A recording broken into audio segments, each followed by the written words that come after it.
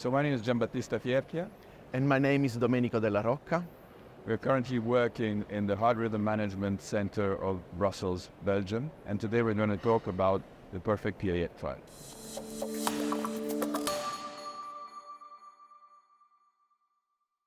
So the pulsed electric field versus cryoballoon to treat paroxysmal atrial fibrillation, PERFECT-PAF, is a randomized trial aiming at assess the clinical outcomes, the arrhythmia freedom in patients with paroxysmal AFib undergoing PVI with a cryoballoon versus PFA with Farapulse. In this specific study that Professor Chierchia presented today, we wanted to assess procedural safety, efficacy, and also lab management and the impact of a procedural reliability on lab management and waiting list management. So in this study we included 269 patients. 135 were allocated to the PAF group and 134 to the cryo group. In the PAF group, as Dr. Della Rocca said, we used the Fentanyl Farapulse catheter. In the cryoballoon group we used either the Arctic Front Medtronic catheter or the Polarix Boston catheter. These patients were randomized 1-to-1, and the baseline characteristics were absolutely comparable in terms of age, sex, CHAS-VAS score, and other parameters analyzed. The PERFECT-PAF trial is an investigational initiated study, non-sponsorized, and was conducted in a multi-center fashion in 6 European centers. So the 6 centers where patients were enrolled were a Heart Rhythm Managed Center in Brussels, Belgium, a University Hospital of Lublin, Poland, University Hospital of Zagreb, Croatia, Hippocration Hospital of Athens, Greece, Maria Cecilia Hospital, Cotignola, Italy, and Isola Tiberina Hospital, Rome, Italy.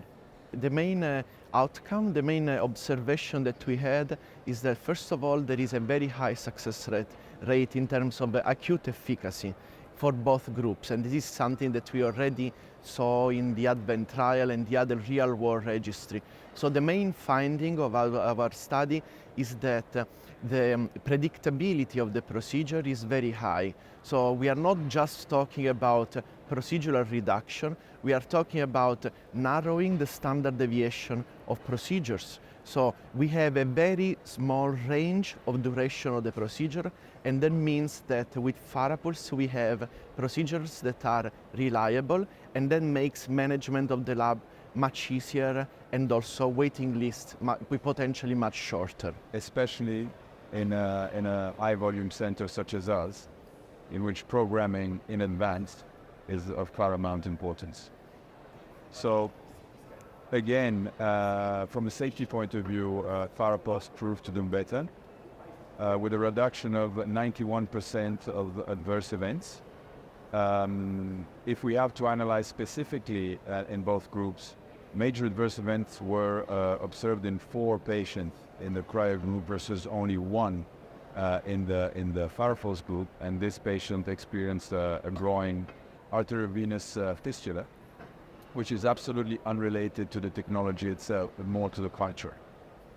In the cryo group, not surprisingly, the most frequent adverse event was phrenic neuropathy, which is related to all the known technology.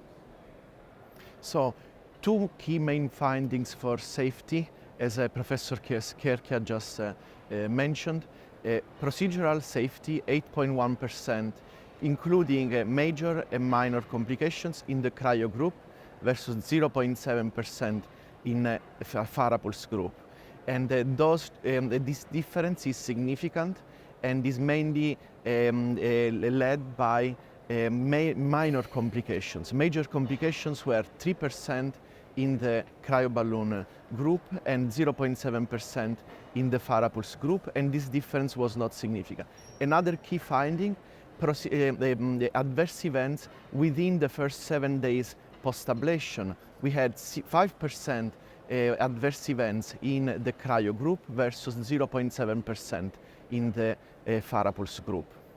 And this difference is clinically significant, is statistically significant. So an important finding of the procedure is that if you have a procedure that is more reliable and the standard deviation of the procedure is narrower, you have also a saving in terms of lab use and also a cost saving in terms of expenses. So what we observed was a 14% reduction, 13.7% reduction in costs. Again, this is extremely important in the world of today, where cost containment is paramount. Health economics are taking a big share of our time to it.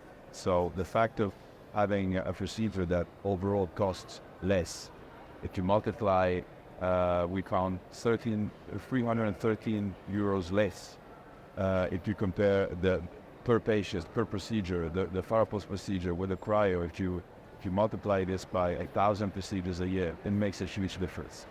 So again, FARAPULSE was superior to cryo also in cost containment.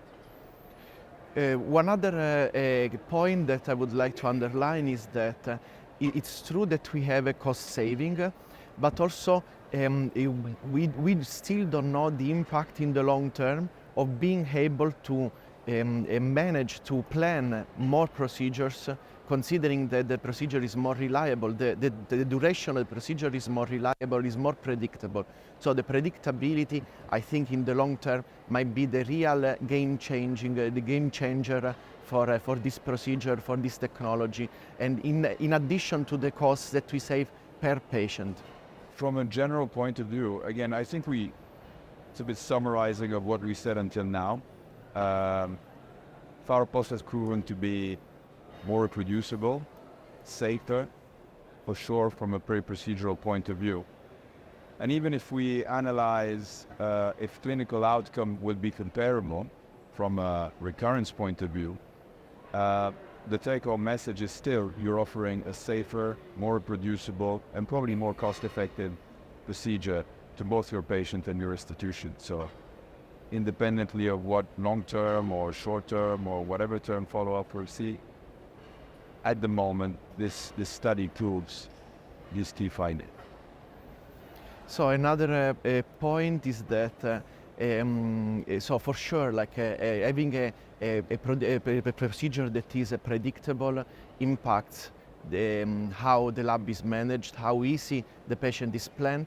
Another key point is that we are learning more and more over time that it's pivotal for the patient with AFib to have a timely ablation. And this is particularly true for paroxysmal patients, but also with patients with more advanced stages of atrial fibrillation, including those patients with special comorbidities or conditions like, for example, heart failure. We know that the sooner we treat these patients, the better we have outcomes, we can control the ardent point in these patients. And so if we have a technology that allows us to have a steady enrollment and reduce the waiting list, this is absolutely positive for the patient, not only in terms of how soon we can treat the patient, but also in terms how better the patient lives and feels in the long term. So first of all, we are looking forward to have the long-term results. This is, as I said at the beginning, a preliminary study. So we wanted to have, first of all, an immediate impact, because every day we realize that the FARAPULSE has an impact in terms of lab management. So the first next step is going to be have an idea of the outcomes in these patients, not only in terms of arrhythmia freedom, but also in terms of quality of life. And we hope next year we will be again in TSC to present the data, the arrhythmic results, the clinical results of the trial. And the second step also would be to extend this trial and to persistent patients. So what we are trying to do as soon as possible is start a second trial to assess these procedural details and also clinical outcomes in patients with persistent atrial fibrillation. I don't think I have anything to add to what Domenico. What might be also of interest, and I don't think that this is in the setting of your question, is the fact that procedures were very reproducible all around the 6 centers, with operators having very different experiences in AFib ablation. And this is, again, extremely important because we strongly believe that this tool opens the door to maybe less experienced operators who would perform the procedure as good as very experienced operators. And of course, this is what you want to offer your huge patient population.